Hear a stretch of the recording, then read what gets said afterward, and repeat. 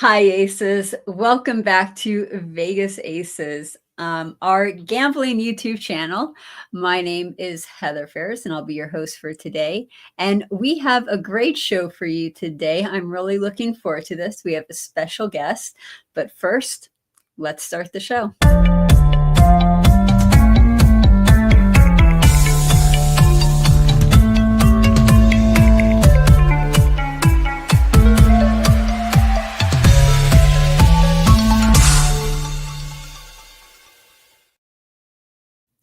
We are joined with a special guest today. I'm really excited to introduce him.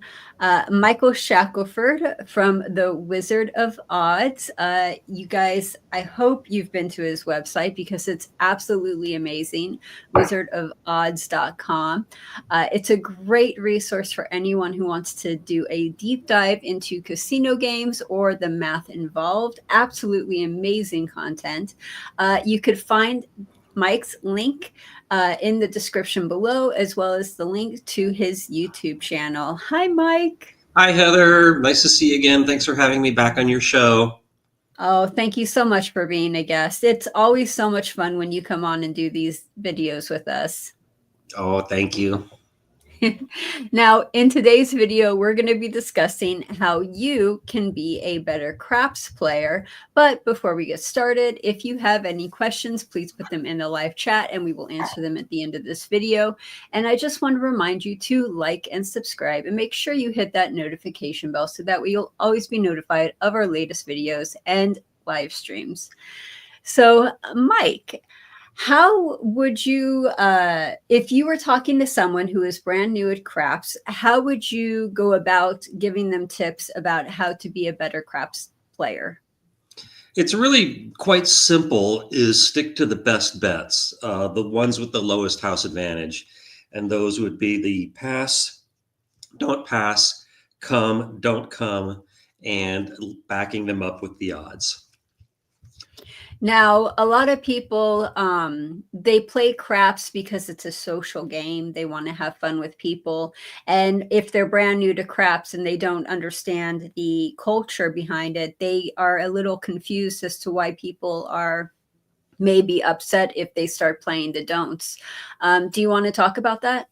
Yeah, I would tell a new player that he should bet the right side or the pass and come side, just because I think it's more fun to bet with the table, and it's not fun to get groans and be the enemy of the table. So it's worth giving up like the 0.01% higher house advantage just to have a more fun experience.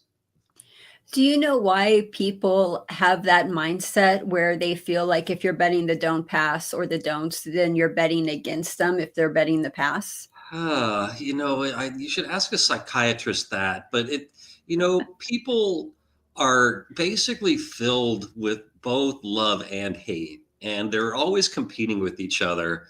And people like to be on the same team with other people. And so that's why I think craps is such a fun game for some people, is because you're winning with other people at the same time, and you get that contact high experience. And then somebody else comes along and they are betting the opposite way from you. And then suddenly, like, this person wants what's bad for me. And then kind of the hatred comes out. It's kind of like a sporting event is perfectly nice people can go to a baseball game or a football game and root for opposite teams, and it's just for the fun of it. But if but during that time that they're enemies, but then after the game is over, they can be friends again. So it's kind of like that. I'm just really curious, real quick. Do you see that same kind of social behavior in a sports book that you would see in a craps table? Not really, because um, hmm.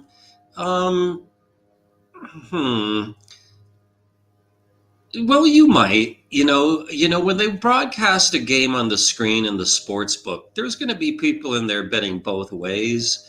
But there, it seems like everyone is sitting there staring at the screen. And it's not like a community fun thing in the way it is that if you paid money for a ticket and are there to be entertained. So, so I don't think you're going to get as much of it there. Like I've been to many Super Bowl parties, and half the room will be rooting for the other team, and that doesn't bother me. It never would, because yeah, I think I don't think like regular people, and people are entitled to like any team that they want. And for the last World Series, my favorite team is the Dodgers, and my least favorite is the Yankees, and they played each other. So I really had strong feelings about this one. But I had a friend who was a big Yankees fan, and she was from New York, and I did not blame her for rooting for the Yankees. But that doesn't mean that I'm don't want the Dodgers to win. It's just a game, in my opinion. Okay. And then when you're a new craps player, you might not understand the etiquette of the game. For Mhm. example, it's always good to buy in when the puck is marked as off on the come out roll. Yep. What are some other etiquettes that you would suggest to new players? Okay, you never say the word seven. Don't ask questions about the rules. You really should approach the game knowing the rules. Except if you're the only one at the table, then go ahead and ask all the questions you want of the dealers. But craps players find beginners really annoying, especially if they're slowing down the game or asking questions. And one time I was trying to explain the game to my friends, and I didn't really know this etiquette. And I kept saying the word seven over and over again because it's so important in craps. And other people at the table were just grimacing every time I said that. And I didn't know why, but I understand it now. Um, yeah. So a good way to learn craps is it's great if you have a friend that already knows it, and then maybe explain it over an electronic table game version of craps. Because that's more like everyone has their own monitor, and some of them even have their own out. Well, I shouldn't say that, but there, I think everyone just kind of concentrates on their own game, as opposed to it being a team effort, as in the case of a live table. And then going back to what you said earlier, why is seven? Why do people grimace when you say the word seven? Because except on a come out roll, a seven causes everyone to lose. So again, except on the come out rolls, sevens are the enemy in craps of the pass and the come player. They're what you want if you're on the other side. So yeah. So um, It's a bad luck superstition type of thing. I mean, I can go over the rules of craps if you want, but a seven is basically most of the time the number you don't want. So that's why it's very significant in the game. Okay. And then there's also some things you should keep in mind as a new player, such as procedural type of movements. For example, if you are betting on one of the numbers, or if you're betting on pretty much anything on the game, don't throw your chips on the table. Don't throw your chips where it splashes into other people's chips. Don't throw your chips at the stick man. That's considered very rude. What other behaviors should people be aware of that are, if they don't want to appear rude? Let's see. Yeah, like wait right after the dice are rolled, then the dealers will pay any winning bets. And that's when, if you need the dealer's help to make a bet, which some bets do require, like come bets, or not come bets, but the odds on come bets, um, you have to wait till you get the dealer's attention.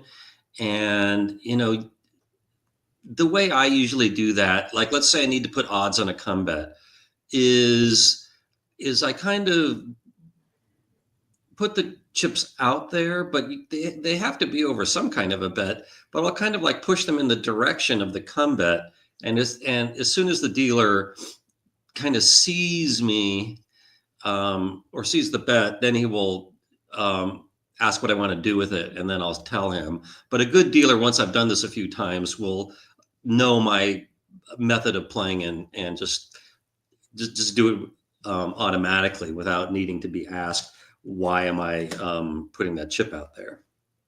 Okay. And then this is a two-part question. I have two questions in this, but it's sort of a long question. A lot of people, when they start playing craps, they'll Google, how do I win at craps? And a lot of websites that come up are, you want to learn how to dice set. Can you tell people why dice setting is not a good way to win at craps? Um,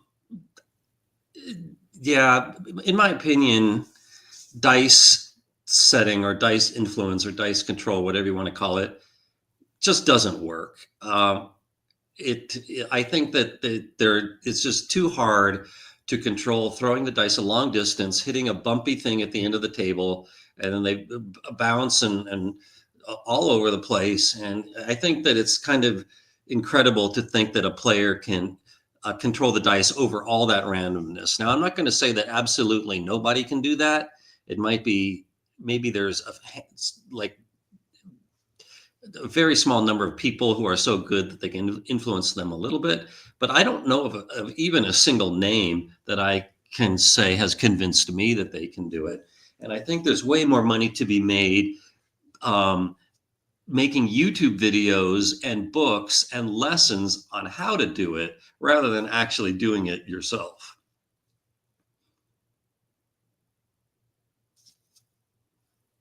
So Heather warned me that she has a bad router, and so she seems to have left. So maybe I'll just tell a joke to the audience while we're waiting for Heather to come back. So let's see, what's a good one? Okay, so there's a dentist, and he's at a dental convention out of town, and it's the evening, and he goes to the bar, and he's looking to have some fun, and he's thinking, you know, this bar is already full of other dentists. I'm going to try to set myself apart. So a woman approaches him, and they start flirting a little bit. Are you back, Heather? Well, I'll just keep going here. And he starts lying to her. You know, she asks, "What do you do?" And then he says, "Oh, I'm this big tech multimillionaire, and you know, and I own this company and that company, and a yacht and an airplane, and I have houses all over the world, and blah blah blah." And he's doing all this bragging, and this would seem to impress her. Hi, Heather. I'm in the middle of a joke to keep the audience entertained. Thank you. You're welcome.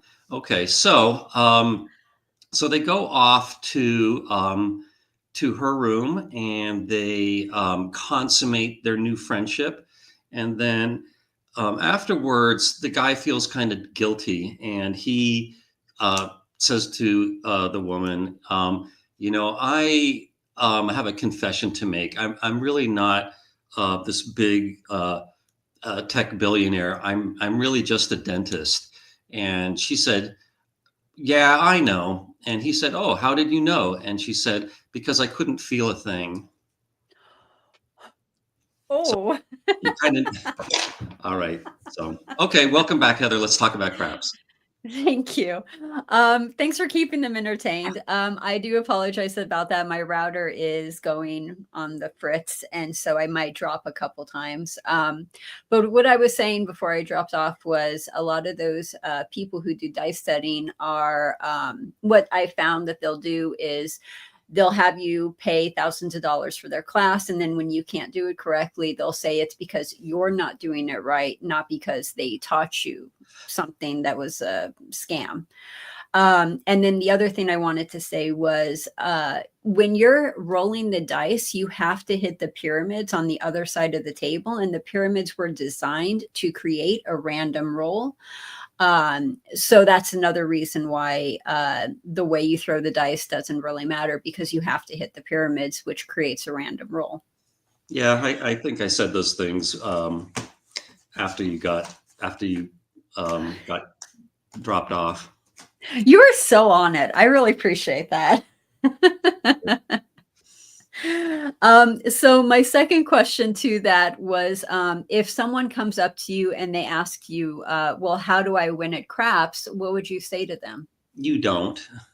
You don't. There is no way to beat games of luck like roulette, craps, keno. You just cannot fool that house edge. You can't even dent it, much less overcome it.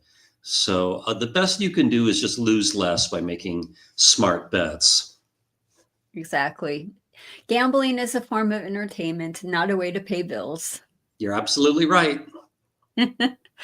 um, my next question to you, and again, if you guys are watching, if you have any questions, speak now or forever hold your peace. Do you have any suggestions to new craps players on bankroll management? No, bankroll management is really overrated. I always preach to bet according to your means. So I like flat betting, but it kind of depends on the reason you're playing. If you just want to play and minimize volatility as much as possible, then you should flat bet.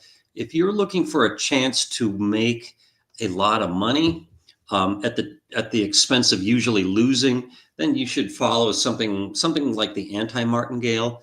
If you want the opposite, where you want to win a little most of the time at the expense of a chance of losing a lot, then you can do the opposite and play something like the martingale.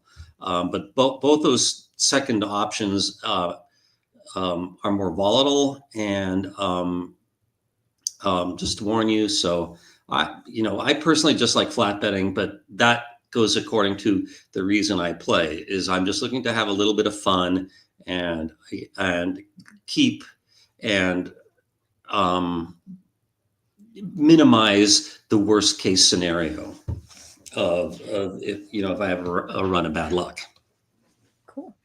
And then before we go to viewers' questions, do you have anything else that you would tell a new craps player? Any tips or tricks for how they could become a better craps player? I guess you would lose less if you were at a more crowded table that would have fewer hands per hour, and it might also be more fun. But craps is very mathematical. It's all about that house advantage of each bet. So yeah, just making smart bets and don't overbet your bankroll. If you, what's your opinion on this? If you find yourself on a long roll, would you recommend that you start pressing your bets with the money that you're winning? No? Nope. There's really the odds are always the same with each roll. So if a shooter has been really, really good, and let's say he's already rolled the dice 50 times and he's still rolling, most players would think, oh, this is a hot shooter, I'm going to bet more. But he could roll a 7 with a 1 in 6 chance every single roll. And again,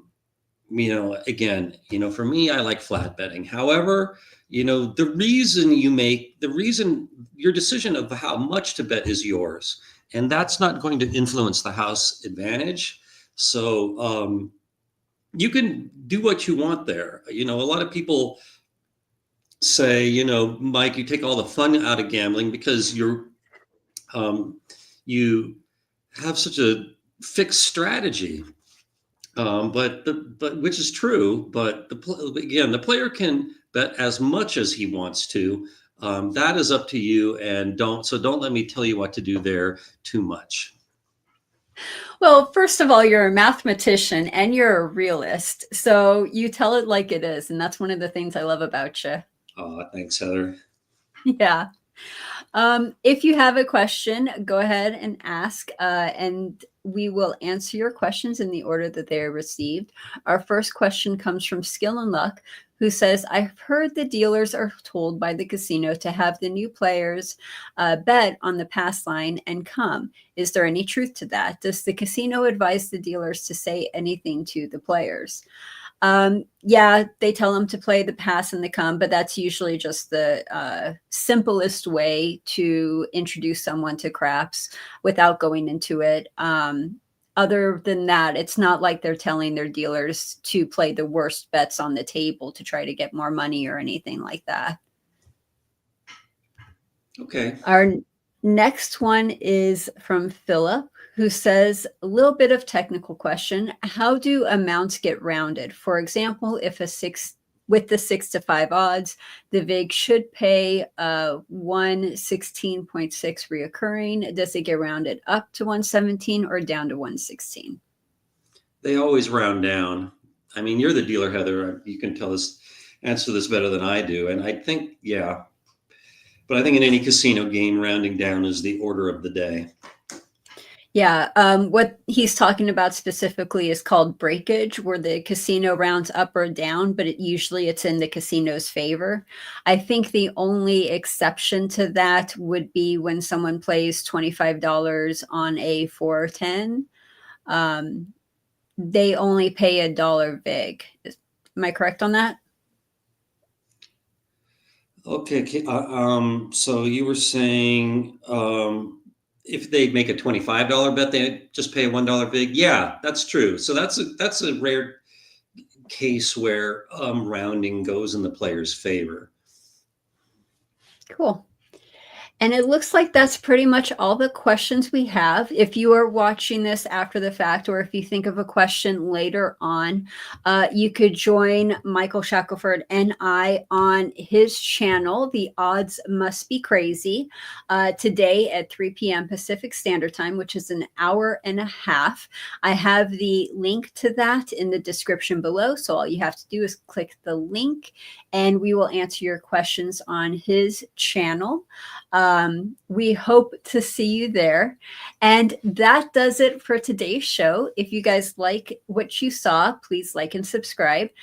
Do you want to see our content 5 days early? Subscribe to us on Patreon, where we give our Patreons exclusive early access and coach new dealers on how to get into the industry. Also, our business helps casino game inventors with developing their idea, bringing it to fruition and on the casino floor. Just a quick reminder, Vegas Aces is supported by viewers like you. If it is available in your country, click the hype button to get our content out there and grow as a YouTube channel, or you could donate. Donations make it possible for all of these videos to be brought to you for free.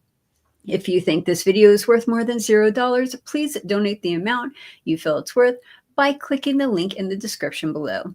Thank you everyone for watching. Please join us on our next video. We have a new video every Thursday. And if you're looking for even more content, check out our other videos here on the screen. One of them. And we also offer interview transcripts, flashcards, dealer instruction manuals, the world's first Toke board, and so much more on our website, vegas-aces.com. You can find all of these links down in the description below. Until next time, stay lucky, Aces.